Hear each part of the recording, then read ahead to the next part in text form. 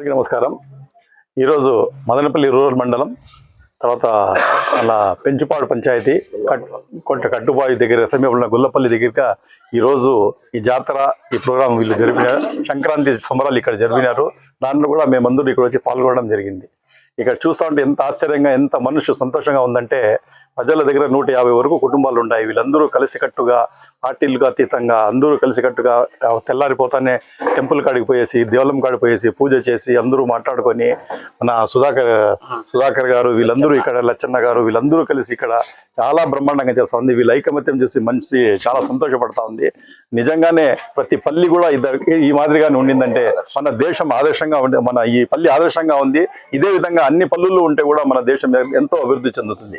Actually Gandhiji గారు అదే అన్నారు, మన ఇవి పల్లెలు డెవలప్ అయినప్పుడు గ్రామాలు డెవలప్ అయినప్పుడే దేశం డెవలప్ అవుతుందని చెప్పినారు.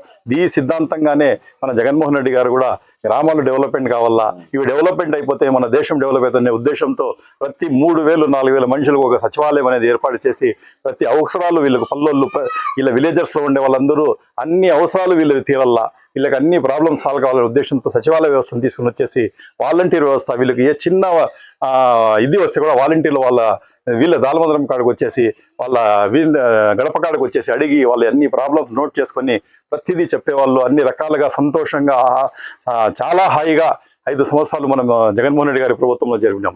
కానీ దురదృష్టవశాత్తు మనం అనుకోవాలా ఈ కూటమి ప్రభుత్వం వచ్చింది. ఇది వచ్చిందో మనకు ప్రజలకు ఒక శాపం మాదిరి తయారైంది. ఏం చేసిందంటే టోటల్ సచివాలయ వ్యవస్థ మొత్తాన్ని రద్దు చేసే దిశలో ఇది ప్రయత్నిస్తూ ఉంది. ఇప్పుడు విలేజెస్లో కూడా వాలంటీర్ వ్యవస్థను రద్దు చేసేసింది. వాలంటీర్లను కూడా వీళ్ళు తీసేసినారు.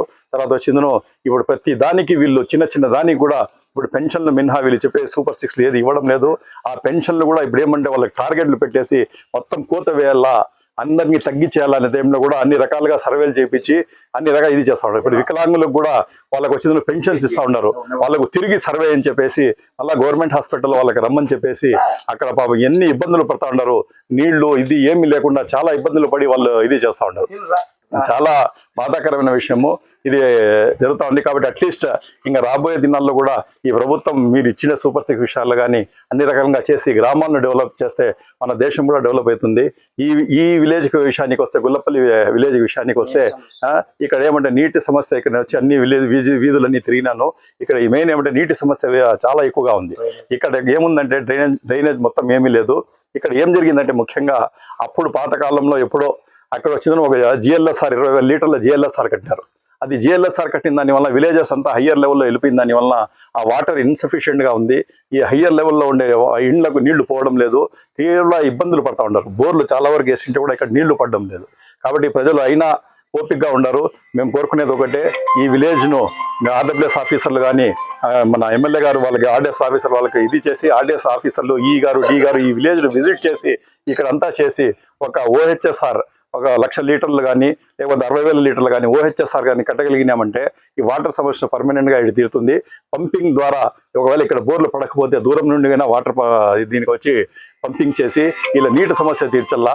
ఈ రకంగా ఆదర్శంగా ఉండే గ్రామాల్లో ఇంకా మనం ఎంకరేజ్ చేస్తే ఖచ్చితంగా వీళ్ళందరూ ఇంకా డెవలప్ అవుతాయి. ప్రతి విలేజ్ కూడా డెవలప్ అవుతుంది. మన సుధాకర్ గారు కూడా మనం అందరూ కలిసి ఇక్కడ వచ్చినాము, అందరూ కూర్చొని విలేజెస్లో మాట్లాడినాము. ఖచ్చితంగా దీని గురించి గవర్నమెంట్ వాళ్ళు కానీ RWS ఆఫీసర్లు కానీ సబ్ కలెక్టర్ గారు కానీ కలెక్టర్ గారు కానీ దీని గురించి ఆలోచించి ఒక ట్యాంక్ OHSR ట్యాంక్ ఒక బోర్ వేసి అన్ని రకాలుగా ఆదుకుంటారని ఈ సందర్భంగా మనం చేసుకుంటాం.